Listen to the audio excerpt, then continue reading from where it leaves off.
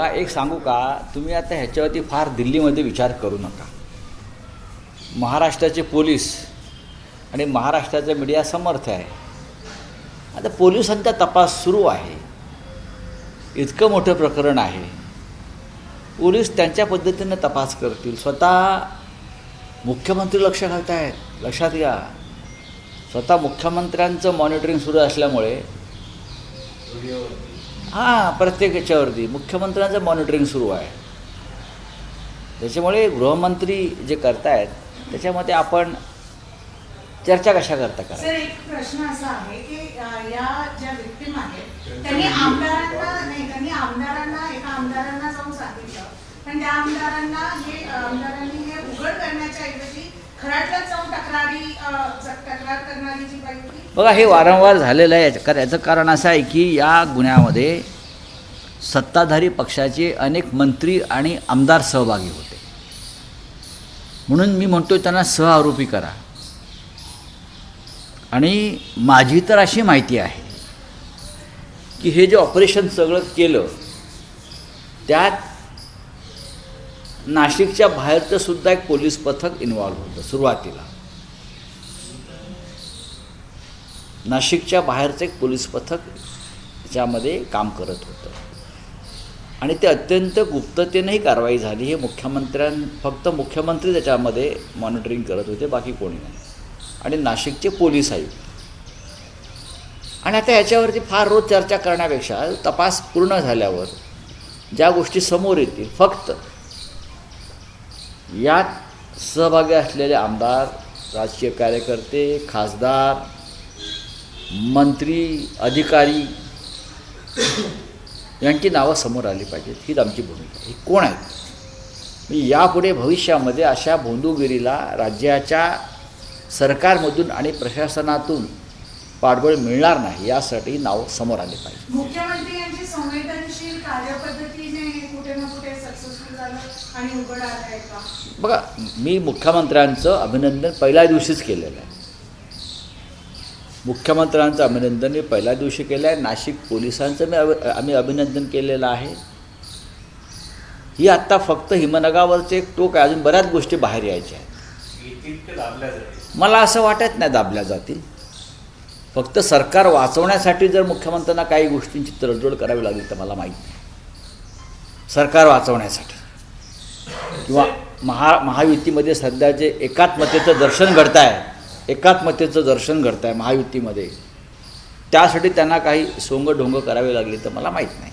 Sir, साताऱ्याचं प्रकरण यशवंतराव चव्हाणांचा जिल्हा म्हणून पाहिलं गेलं.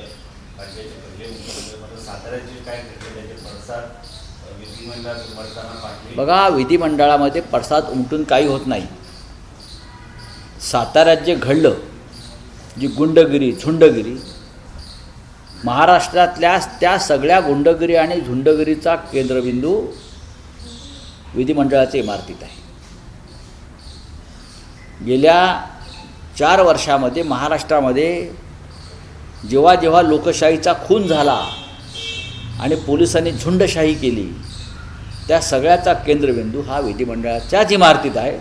त्याच्यामुळे छाती आपटून फोडून हे काय करणार? मुळात जे लोकशाहीचा खून झाला असं म्हणतात त्यांचेच हात लोकशाहीच्या खुनानं रंगलेले आहेत. मला आश्चर्य वाटतं की विधिमंडळाच्या पायऱ्यावर काल काही मंत्री, आमदार एका गटाचे, 1-2 गटाचे होते आणि लोकशाहीचा खून झाला. त्याच्यामधले काही मंत्र्यांना मी पाहिलं की ते जेव्हा पक्ष सोडून गेले शिवसेना, तेव्हा ते हे वाघाचे कातडे पांघरलेले वाघ गर्जना करत होते. स्वाभिमानासाठी, हिंदुत्वासाठी आम्ही कसं पक्ष सोडला. आणि काल त्यांची विधिमंडळाच्या पायऱ्यांवर या वाघांची, म्हणजे कातडं पांघरलेल्या वाघांची अक्षरशः मांजरं आणि बोके झाले होते. सरकारमधल्या मंत्र्यांची अवस्था का? तुम्हाला भारतीय जनता पक्षाच्या मंत्र्यांनी सातारच्या रस्त्यावर बेदम चोपलाय. कुठे गेला तुमच्यातला शिवसैनिक? कुठे गेला तुमच्यातला तो बाळासाहेबांनी घडवला मर्द मावळा? मार खाल्लात तुम्ही.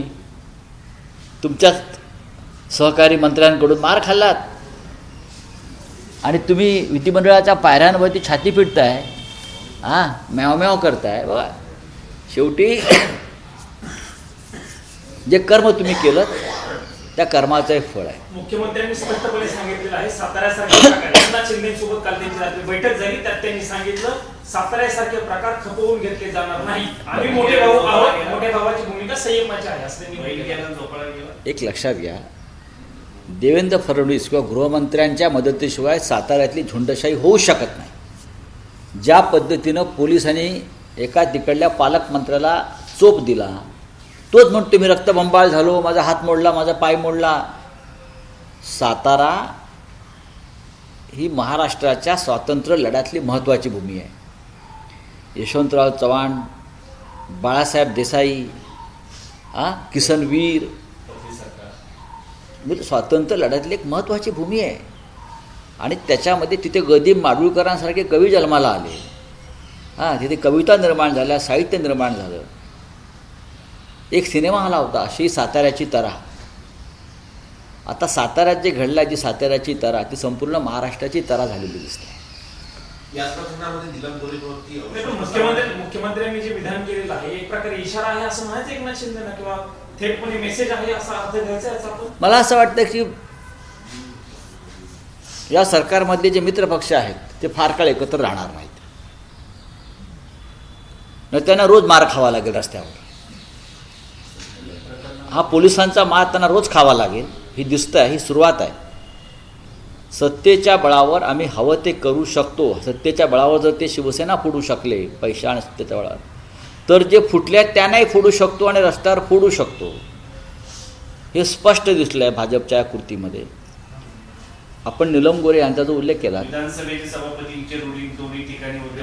गृहमंत्र्यांचे अधिकार मोठे, मुख्यमंत्र्यांचे अधिकार मोठे की सभापतींचे अधिकार? कोणाचेही अधिकार काय आहेत मला माहीत नाही, पण या क्षणी पोलिसांच्या बाबतीमध्ये देवेंद्र फडणवीस यांचेच अधिकार मोठे आहेत. सातारच्या पोलीस अधीक्षकाने तुषार दोशी, बरोबर, जालन्यात सुद्धा ते होते लाठीमाराच्या वेळेला. मनोज जरांगे पाटील जालन्यात ते होते.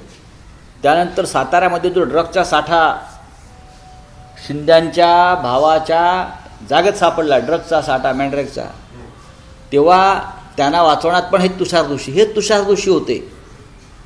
आणि आता कालच्या झुंडशाहीतसुद्धा हेच तुषार दोशी होते. ज्या तुषार दोशीने तुम्हाला 2 वेळा मदत केली बेकायदेशीरपणे, त्याच तुषार दोशीच्या निलंबनाच्या कारवाईसाठी तुम्ही काल आग्रह धरलात. आणि उपसभापतींनी आदेश दिले निलंबनाचे. त्यांना तो अधिकार आहे का? हा जो प्रश्न काल उपस्थित झाला तो योग्य आहे.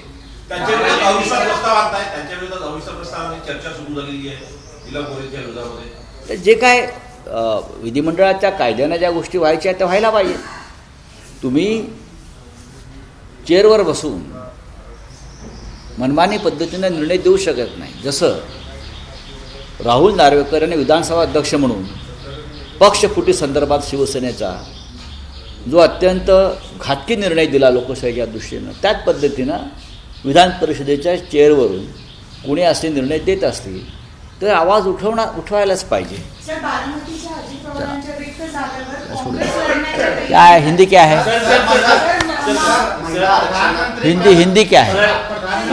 सीपीआईएम ने ऐसा आरोप किया है कि आप बोले. प्रधानमंत्री ने कल सर सदन में वेस्ट एशिया कॉन्फ्लिक्ट पे अपनी बात रखी है और कहा है कि ऐसे हालात में पूरे सदन का विचार एक स्वर में होना चाहिए और आज राज्यसभा में भी हो गई. बात ऐसी है, युद्ध शुरू होकर 25 दिन हो गए और 25 दिन के बाद हमारे प्रधानमंत्री जी को साक्षात्कार हो गया है कि सदन में जाकर सबके साथ हमारे विचारों का आदान प्रदान करना चाहिए, सबको साथ लेना चाहिए. हम इतने दिनों से बोल रहे हैं कि ऑल पार्टी मीटिंग लीजिए, आप सबको बुलाइए. जो संकट सामने आया है, विश्व में आया है, भारत में आ जाएगा, उस बारे में आप सभी से बात करिए, सबकी राय लीजिए. लेकिन जब प्रधानमंत्री को लगा कि आप अपने कंट्रोल के बाहर जा रहा है, तब सदन में आए और सबसे बात करेंगे, देखेंगे. सर, हर बार आप सवाल पूछते हो, हर बार आप सवाल पूछते हो. नहीं, उनकी स्थिति, देश की स्थिति कोरोना जैसी बनी है ना, कोरोना के काल में. तो कोरोना के समय हमने थालियाँ और तालियाँ बजाई, इस बार क्या बजाना है? खाली सिलेंडर बजाना है क्या लेकर? ये बताना चाहिए। गांधी जी ने कहा कि 25 मिनट से ज्यादा 25 सर मिनट इसी को लेकर एक सवाल है सर। लेकिन वो लोकसभा में बहस नहीं कर सकते हैं पटल पे प्रधान। डेफिनेटली राहुल गांधी जी की बात सही है। प्रधानमंत्री जी अगर बहस करेंगे तो हमारे मन में देश के बारे में जो सवाल है, जो गंभीर स्थिति पैदा होने जा रही है, उस बारे में जो सवाल है उसके जवाब हमें मिलने चाहिए। सर आप के साथ आपने बैठक की कल। नहीं, मैंने नहीं। सर आप बार-बार एक सवाल पूछते हो कि आप किसके साथ हो। सरकार को सवाल पूछते हो, सरकार की भूमिका स्पष्ट करनी चाहिए कि आप किसके साथ हो। कल टीवी9 के मंच से प्रधानमंत्री ने क्लियर कर दिया कि हम भारत के साथ खड़े हैं, शांति के साथ खड़े हैं, ऐसा प्रधानमंत्री ने लगता तो clear नहीं किया। शांति के साथ खड़े हैं। अगर आप शांति के साथ खड़े हो तो ये शांति कहाँ है, कहाँ रहती है? आपके बंगले में रहती है, पीएमओ ऑफिस में रहती है, कर्तव्य कहाँ है शांति? देश में शांति ही नहीं है। आपने शांति को और विकास को कहाँ छुपा कर रखा है? आप हमें बताइए। बात ऐसी है, अगर आप शांति के पक्ष में हो, इंडिया के साथ भी हाँ, भारत के साथ आप अकेले हो क्या? 140 करोड़ जनता भारत के साथ है, आप अकेले नहीं हो। ये भारत देश के आप मालिक नहीं हो। अगर शांति क्या होती है, इसलिए आप पंडित नेहरू का चरित्र पढ़ना चाहिए। ऐसे समय में शांति क्या होती है, आप पंडित नेहरू और महात्मा गांधी को पढ़िए और बाद में शांति की वार्ता कीजिए। पंचशील का तत्व पढ़ लीजिए। हाँ, ऐसे भाषण देकर क्या होगा? सर कल अमित शाह जी ने मीटिंग की है तो डिलिमिटेशन इस बार जो है वो 2011 के होगा, कास्ट सेंसस नहीं होगा। ये तय हुआ 2029 की जो सीटें बढ़ेगी वो 2011 के अनुसार बढ़ेगी, जो कि सरकार ने पहले घोषणा की थी कास्ट सेंसस से बढ़ेगी, लेकिन वो अभी साइड में रखा गया है कास्ट सेंसस। ठीक है ना, बातचीत चल रही है और अपोजिशन से बातचीत करनी पड़ रही है उनको। हम देखेंगे। चलिए। एबीपी माझा, उघडा डोळे बघा नीट।